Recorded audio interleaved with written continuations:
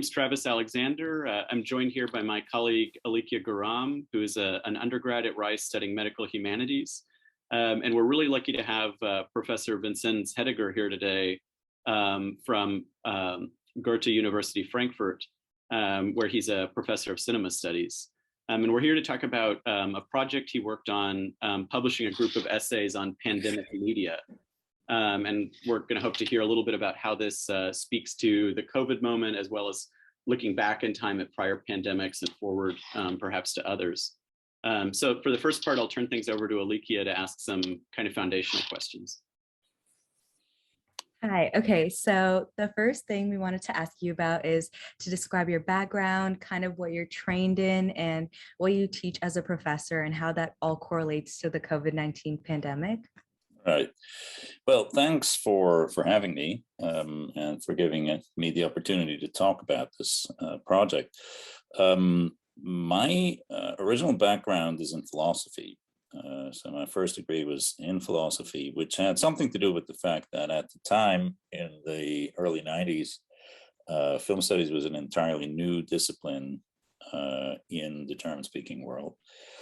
And so I first, got my chops in philosophy, but then moved into cinema studies for the PhD, which had something to do. I think there are two reasons for that. The department had a vibrant research culture, and I discovered that film studies is actually not as much a discipline as it is a field, a sort of an interdisciplinary research field where you can, do relatively conventional literary studies oriented text-based work, but you could also branch out into entirely different types of areas very easily and integrate methodologies that came from other fields. And that's sort of what got me interested. And then I developed a preference for marginal forms and stuff that no one else was interested in. My PhD was on movie trailers, which at the time was a subject that nobody had ever covered.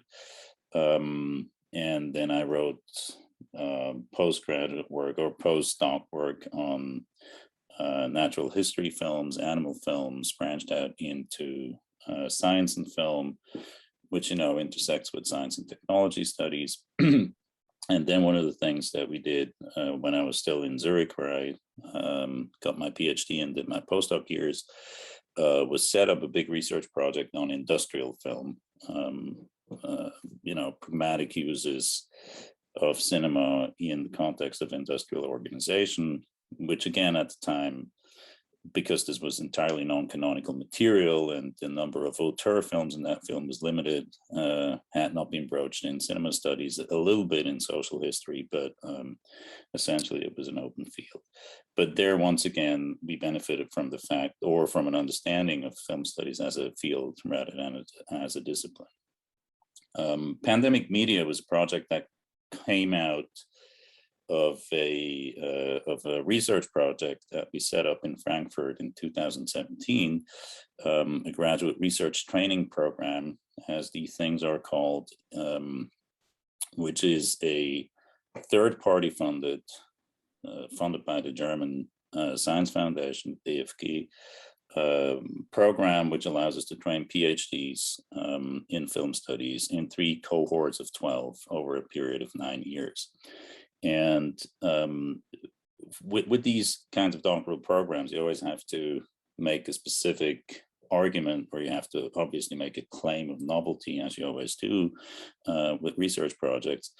And our idea here, the program's called Configurations of Film, is that we've been living in the post-cinema period long enough and needed to move on and find new conceptualizations for what happened with and through and to moving images as they leave the classical dispositif of the cinema.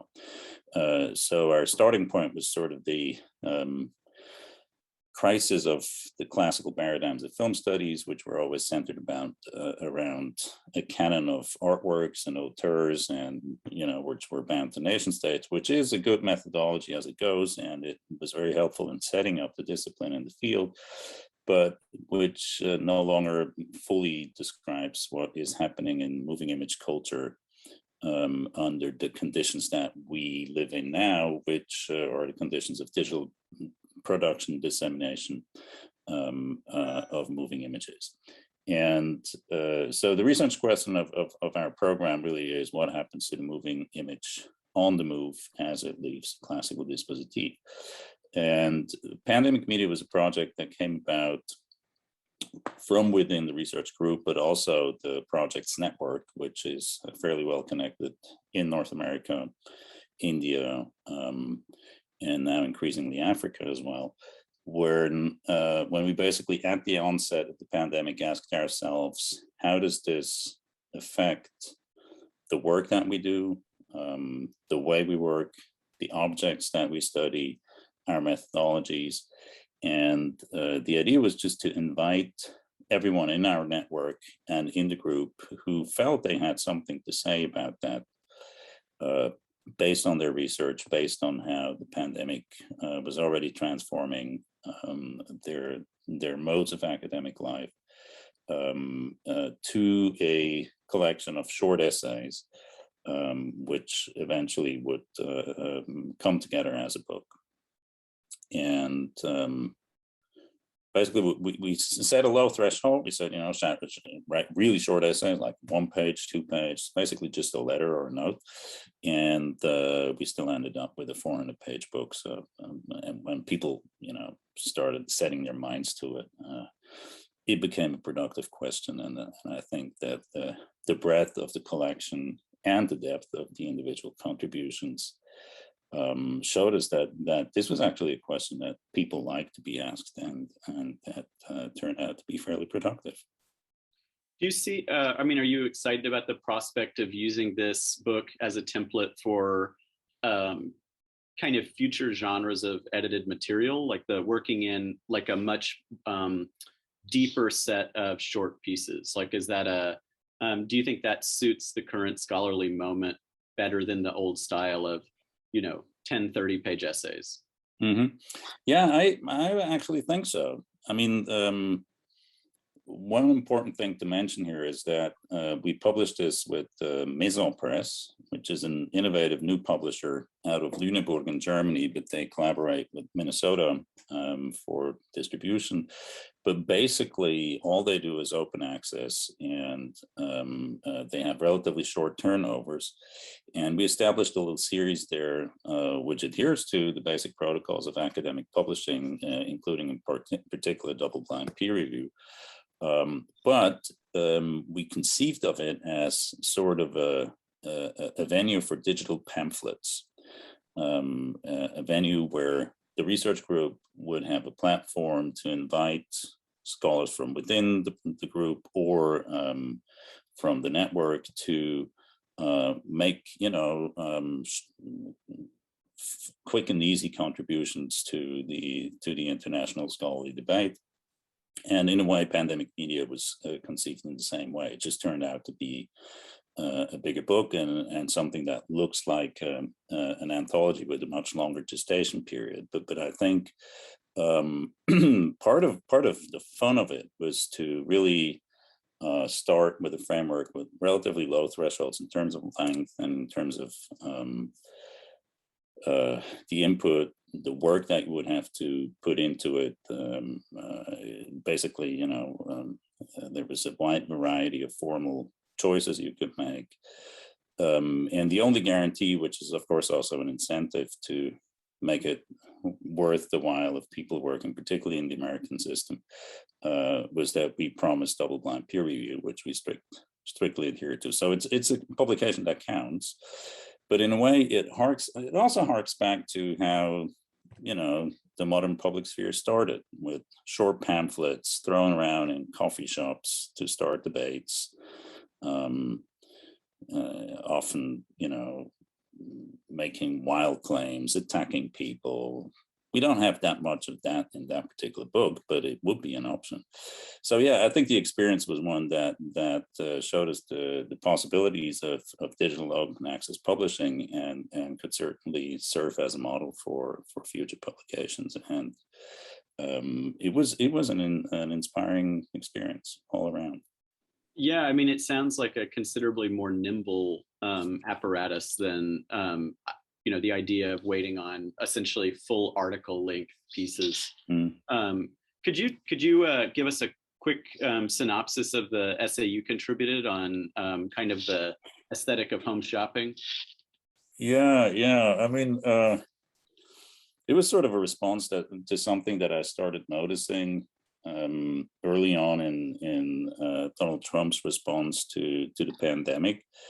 That he started acting like a television shopping salesperson, in that one of the, instead of giving the podium to Dr. Fauci to share the scientific view on the whole situation, he brought on Mike Lindell, who Americans know now. He's a sort of an infamous weird off-kilter character, but at the time he still had a certain legitimacy as the My Pillow guy who had made a fortune developing a line of customized pillows that he could order via teleshopping. So I saw this and thought, why the hell is he bringing on this television salesman to address the American public? And one of the reasons, of course, is Lindell is a big fan of Trump's, and he tried to convince people that they should appreciate Trump's work here, which he felt they didn't do sufficiently. But then I started looking into it and sort of realized that actually, Trump's whole political persona is that of a sort of a teleshopping personality. And it's a family thing too.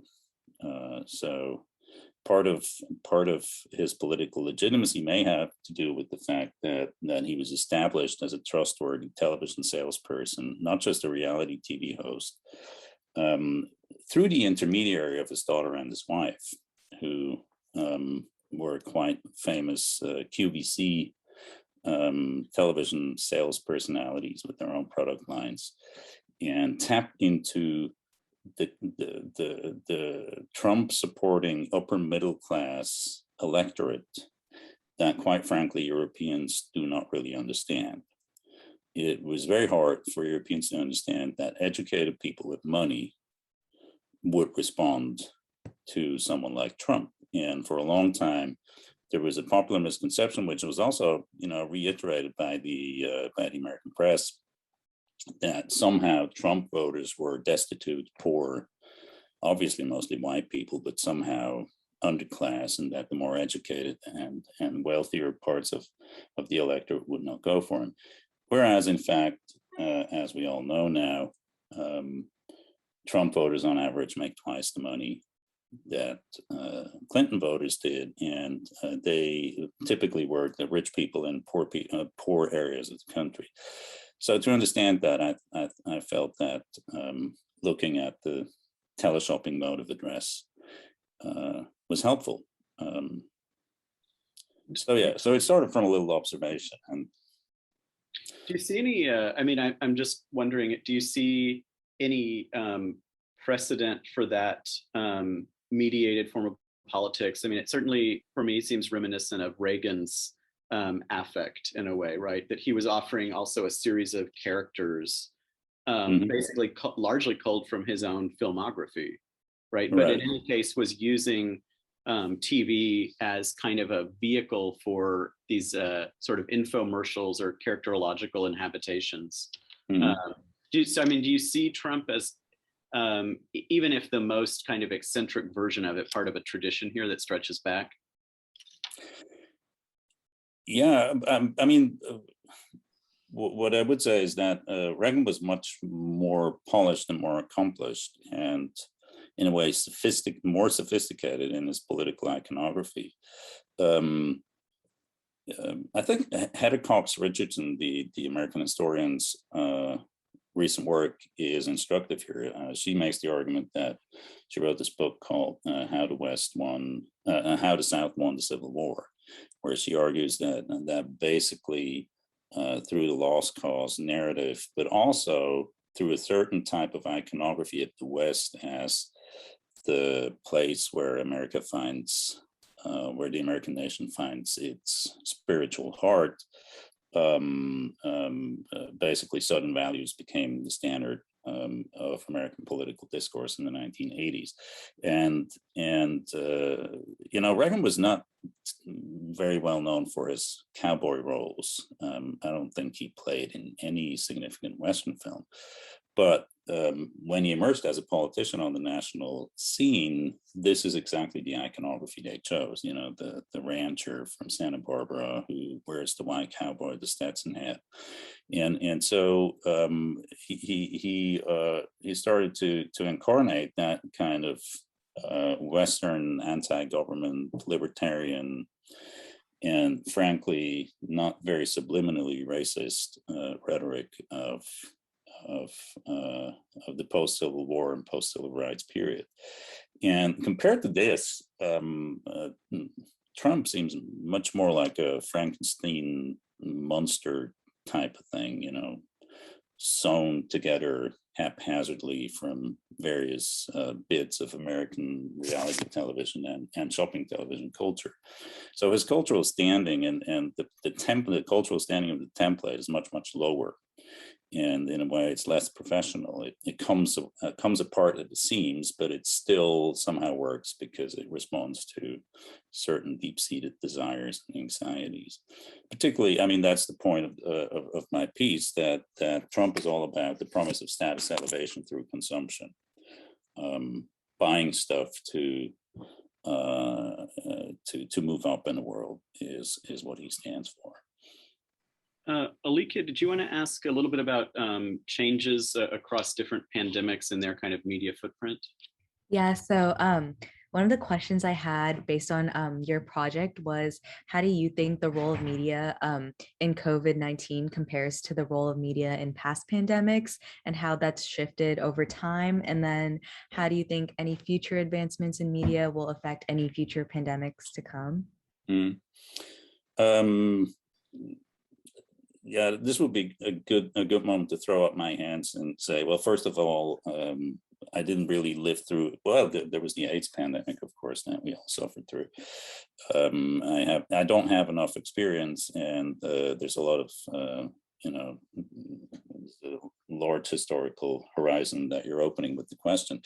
But I think what's new in this pandemic, obviously, is that everyone is concerned. Ebola could always be framed in sort of neo-colonial terms as an African problem, and could be associated with and aligned with illegal or so-called uncontrolled migration. So there was a template for that, Ebola, in a way, if you're affected by it, is much scarier than COVID, but there were media narratives in place to contain it, if you will. With AIDS, as we know, the narratives in place to contain it were primarily homophobia in all its various forms, and only when it became clear that it was not just some kind of gay problem or problem of queer people did the narratives really change. And here there's just no way out. It's a global problem, and what we've seen is that a lot of the xenophobic rhetoric that applied in earlier pandemics has been tried again, particularly anti-Chinese rhetoric. I'm not going to repeat Trump's nomenclature here, but you know what I'm talking about. The kinds of terms that he used to describe the pandemic as something that the Chinese brought upon us, the association with immigrants and all of that. So they're trying all this stuff out, but it doesn't really stick because it really isn't a problem that goes beyond the established narratives. So in that sense, I think it's a real test case, and if there is any salutary side effect of the pandemic, then it may be that it weakens the traditional set of ethnocentric xenophobic narratives have been at the forefront of dealing with prior pandemics. But, you know, as Chauvin Lay said about the French Revolution, it's too soon to tell. And then kind of our final question is what projects you have on the burner right now, either growing out of this work or some of the collaborations or other things altogether that people should be on lookout for?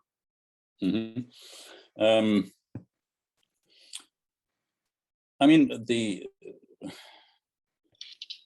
I think the broader horizon of this and what it brought to the fore is, you know, this was truly a globally shared experience. This was one topic that concerned everyone. So in Frankfurt, we're engaged in a lot of international cooperation. One of the things that we do right now is work with the Nigerian National Film Archive in trying to recuperate as much of the celluloid film heritage of Nigeria as we possibly can. And that's a project that normally should have stopped under pandemic conditions, but it has continued. And I think actually the shared experience has strengthened our ties and our collaboration. And so I expect to come out of this actually a greater sensibility for global networks, global contexts, and you know, the vulnerability of the systems that we believe to be safely in place, but turned out to be a lot more fragile. Systems of communication infrastructure turned out to be a lot more fragile than we thought. And then on the other hand, in some parts more resilient.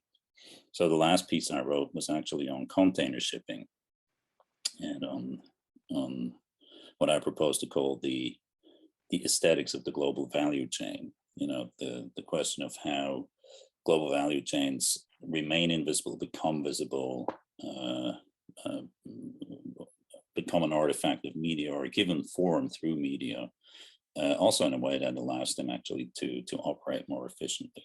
So I think those kinds of topics will gain more prominence going forward. And of course, the entire question of science and health, communication, and narratives about bodily integrity and well-being.